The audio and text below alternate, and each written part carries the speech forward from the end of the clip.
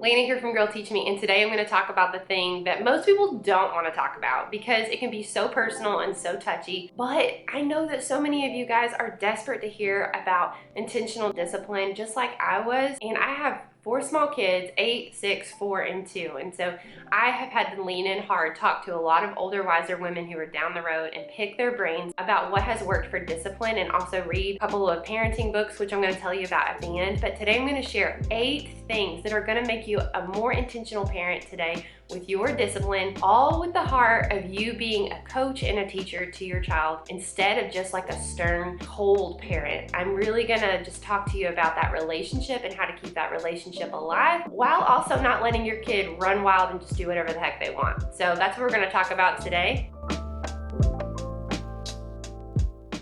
If you haven't hit subscribe yet, I hope you will. Here at Girl Teach Me, I'm just doing the best I can as a mom, sharing with you what I am learning along the way, and I hope that it will really just enrich your life to be a part of this channel, so I hope you'll hit subscribe. So let's jump into it. The first tip I want to share is positive reinforcement, and what I mean by that is calling the good you see. Call the good you see. The reason I say this is because it can just be our tendency as moms to pick, even our husbands, and just call all the bad we see.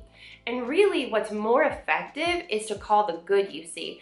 Now, I'm not saying ignore the bad, but what I am saying is if you have, a couple of children and one child is listening fast, like boom, listening right away, helping you clear off the breakfast dishes, that one child is really, really listening. Then what you can do is be like, wow, Luke, thank you for listening so fast. Like, I really appreciate that. That means the world to me that you are listening fast. And sometimes I even just grab a couple of these like little M&Ms from Trader Joe's to have, no fake flavoring. You can use the ones with fake flavoring if you want, but I just grab a bag of these at the checkout, and I just give Luke a couple of M&Ms and just say, thank you.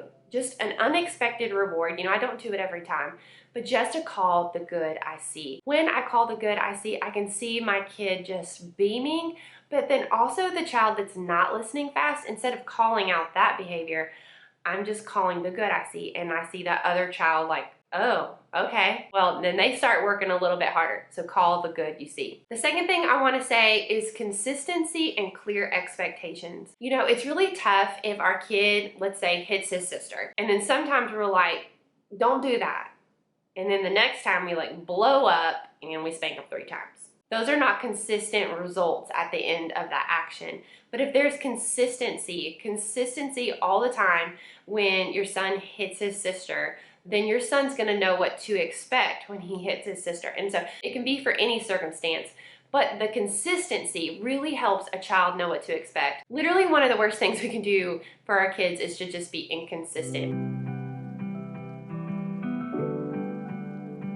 Today, our day was just starting off really poorly, and I just pulled all the kids into the living room and had like a family meeting, and I'm like, I expect for the day to not continue like this. We were at a friend's house, stayed up late, and they were just tired and grumpy, but I'm like, my expectation is this. We don't just throw our stuff on the ground. Like when we get something out, we put it away. And so I just went over my expectations, and then also that I wasn't going to put up with it, complaining today. That's just unacceptable in our home. And so, sometimes it's just really helpful just to pause and like reiterate expectations. That goes a long way. The third thing is no yelling. And I am a yeller because I used to be a college softball coach. So it's just really easy for me to be like, hey, don't do this. Hey, no. And so one thing I had to talk to my mentor about was like, I just feel like I'm yelling all the time. And then I noticed that my kids were yelling all the time. And then it was like a yelling match. And one thing that she said to me was like, you can't tell your child to not yell if you're then yelling. So listen to yourself. If you're yelling, tone it down. And then she said, your child's not listening to you until your child is looking in your eyes. And then I realized I was yelling through the house and then getting mad when they weren't listening to me. Instead, bringing that child to me, looking them in the eye, I'm not going to yell from that distance, and giving them, clear expectations of what I'm hoping for or what I want them to go do. I thought that was really good. Listen to yourself, and then they're not listening until they're looking in your eyes. And that when I did that, I saw obedience go through the roof because I realized they were like half listening to me, and also I was yelling through the house, which just made me angry. So that really changed the atmosphere of my home as well. Fourth thing I want to say is calm down and think logically. Our brain is split into 2 parts. There's a hyper emotional side and a hyper logical side. And when we are just like really, really angry, it just shuts off that logical side of our brains, and then we're just through the roof angry. And you can't really discipline when you're that angry, you know, especially if you're doing anything with spankings or stuff like that. Like, it's just going to be abusive. You cannot do that. And so the best thing to do is just to take a moment. Sometimes I do like a mama timeout. I just go take a second in my room to calm down, you know, or I send them to the bathroom and I take a minute and, you know, I breathe or I pray before I even go in there. And I just try to calm down to like help my logical side of my brain to catch up with the emotional side. And just to remember that most of the time my kids didn't do whatever they're doing just to hurt me. It's normally just like a heart issue they have, and it has nothing to do with how they feel about me or that they're trying to get at me. And so, you know, the part of me that's like, I can't believe they did that to me, you know, I have to turn that side off and be like, this child is hurting, you know, hurt people, or this child needs some more attention or needs some love, but also I need to discipline them, but I need to be thinking logically as well. Okay, so the sixth thing I'm going to talk about is it should be painful in some way. Spankings. I'm not going to go into how I spank or things like that because, you know, obviously I want to respect the privacy of my children, but I do spank. I will say that, and I do it in a really loving way most of the time. I've certainly messed up and not done it right, but like I said, calming way down is so, so important. Talking to the child, looking them in the eye, explaining, you know, why there's a consequence. You know, I don't spank for a child being 3. Like if a 3-year-old's being a 3-year-old, not spanking for that. What I'm spanking for is deliberate disobedience, which if I'm being clear and I'm looking them in the eye when I'm telling them something, deliberate. I mean, you can tell when your child is just like not listening to you. Like, that's the spirit that we cannot continue with, because that's just not going to be good for them as an adult. Like, they have to know to respect authority, and then it's going to go well for them, right? Listen to your father and mother so it'll go well for you. Like, I want it to go well for them. And so the loving thing I'm doing is helping them associate disobedience with a little bit of pain. That can be sometimes, you know, when I'm in public especially, I'll just grab a little piece right here and just pinch ever so slightly, not to leave a mark, but just so my kid knows that when I'm in public, you know, it's not that mama's not going to do anything, because sometimes kids sniff out when you're around other people or you're in a store that they don't have to listen any longer. And that's also a training moment. So sometimes, you know, I had a friend that would flick the wrist when they were younger or just pinch ever so slightly, but more of like mama means business. This is obviously a really tricky topic and I'm going to tread gently, but if you can't calm down, then you can't spank. Like, hands down, that's abuse. You can't do that. And if you know that about yourself, then out of protection for your kids, you just can't spank until you're in control. Like, know your child's currency. And so as my child has gotten older, I have to realize like his currency sometimes is his special toy or is his special thing or hanging out with friends. Like, know their currency, and it's painful that way when you take away their currency. But at the end of the day, loving them is helping them to obey. Okay, the seventh thing is try to do it as private as possible. I like to pull a child into the bathroom, shut the door. I mean, obviously, if I'm worried about the baby not being in a safe situation, I pull her in there too.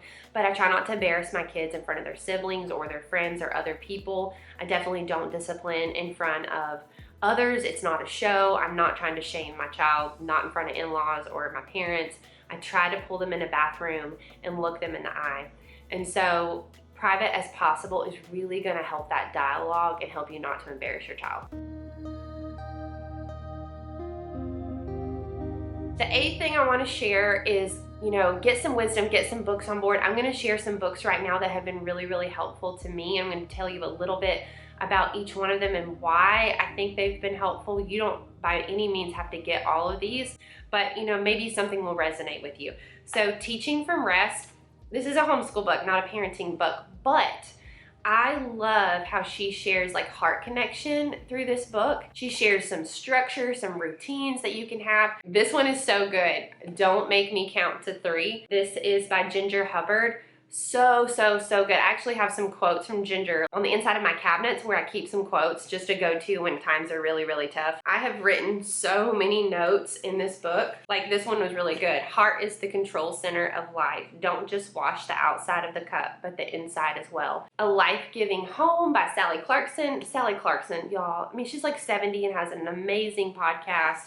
I've learned so much in here. The number one thing I learned in here is when she was having a lot of discipline issues, she would keep a bag of cookie dough in the freezer. She would pop a couple of cookies on a cookie sheet, maybe make a cup of tea. She would pull them in her room to a little table and chair, and she would just have like a little private tea time with them, and she would just talk with them, and more than likely she would find out that there was really something going on. And that's one thing that I think we underestimate, is that hurt people.